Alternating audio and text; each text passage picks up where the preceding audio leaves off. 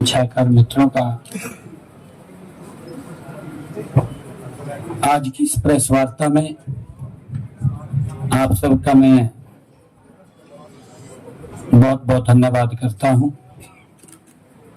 आज की ये प्रेस वार्ता जो वक्फ अधिनियम संशोधन 2025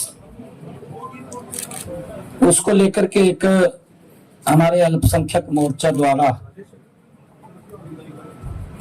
कार्यक्रम का आयोजन किया गया था। कांग्रेस पार्टी और इंडी गठबंधन जिस प्रकार से लोगों में भ्रामक और झूठ फैलाने का काम करती है, इससे समाज को भी नुकसान होता है, इससे देश को भी नुकसान होता है।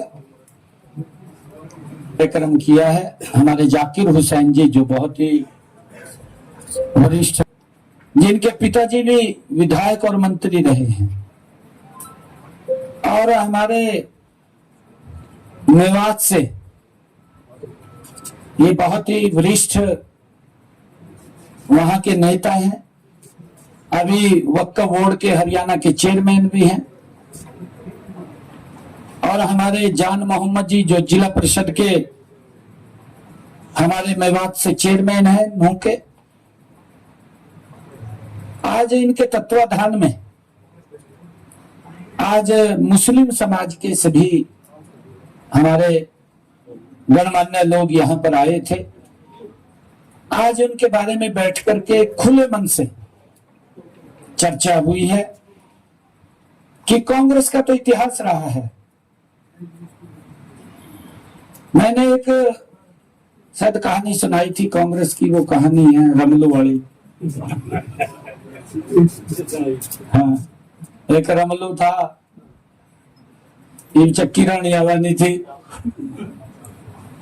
और ताई नो कहने लगा, कहा रमलू कहाँ घूम रहा? कहा ताई, कहा चक्की रा हुआ, कहा मेरी भी रह दे, कहा और मैं पानी ले आऊंगा जाकर। जब तक ये वो कहानी आप लोगों को मालूम है, समय लग जाएगा, मेरे पास समय का अभाव है। रमलू वाली स्थिति कांग्रेस की है, ये पता तो कुछ है नहीं है। 55 साल देश के ऊपर शासन रहा है, समस्याएं बन करके देश के सामने खड़ी रही, समाधान नहीं हुए।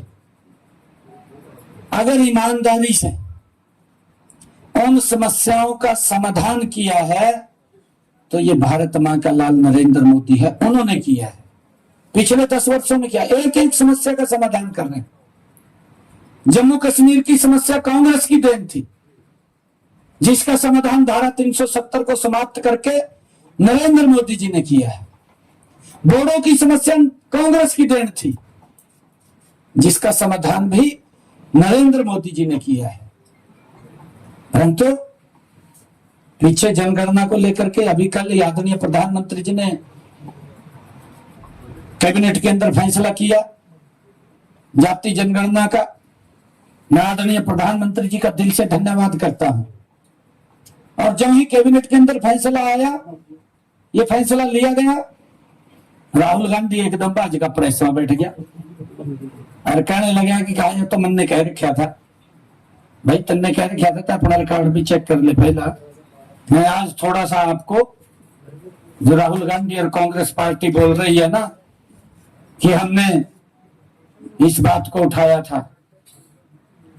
मैं 2010 की ये बात बताना चाहता हूं, जो कल आदरणीय प्रधानमंत्री जी ने जनगणना ये कराने के लिए कैबिनेट में फैसला लिया। हम धन्यवाद करते हैं आदरणीय प्रधानमंत्री जी का। परंतु कांग्रेस को आईना दिखाता हूं, क्योंकि एकदम राहुल गांधी बैठ गया, उनके कई लोग बैठ गए, ये तो हमने करा था, ये बात तो करने लगे। मैं प्रदेश और देश को और कांग्रेस को ये आईना दिखाना चाहता हूं, देश और प्रदेश को बताना चाहता हूं कि कांग्रेस की स्थिति क्या थी। कांग्रेस समस्या को समस्या बना करके रखती थी। 2010 में जब तत्कालीन प्रधानमंत्री डॉक्टर मनमोहन सिंह जी ने floor of the house Lok Sabha के अंदर आश्वासन दिया था कि जाति जनगणना पर कैबिनेट में विचार किया जाएगा। ये लोकसभा में कहा हुआ है। शायद राहुल गांधी को अगर नहीं पता तो वहां की वो प्रोसीडिंग निकाल करके देख सकते हैं, क्योंकि वो तो उस सरकार के अंदर पीछे से बैठ करके सरकार को चला गया था। कहां थे माल ले रहा, कहां जा रहा, सारा पता था। कितना विकास के ऊपर खर्च हो रहा है, कितना नहीं हो रहा है, वो सारा उसको मालूम था।